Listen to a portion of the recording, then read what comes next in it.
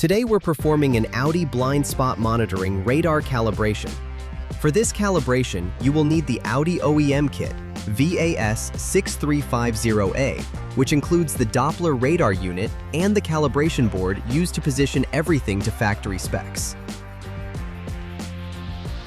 First, we'll install the VAS6350-1-1 fixture on both rear wheels. This tool helps reference the vehicle geometry using the rear axle points. The guide marks on the fixture help setting up the bolts correctly depending on the wheel size. Remove the wheel center caps if equipped so we can mount the fixture correctly.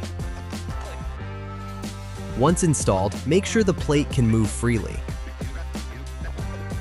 Make sure the board is leveled with the ground. Use the adjustment knobs under the board to center the bubble level.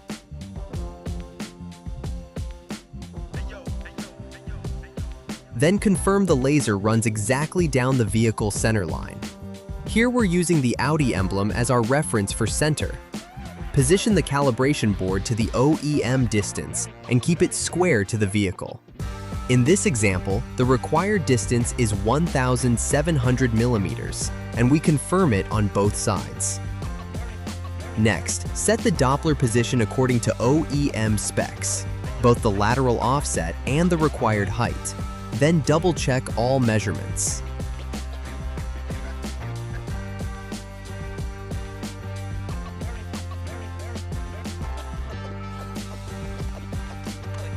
To power on the Doppler, connect it, press the button, and wait for the light to change from red to green.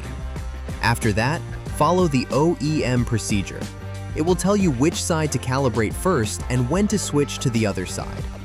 Keep in mind the exact measurements vary by model, so always confirm the OEM requirements for the specific vehicle you're working on with your asTech technician.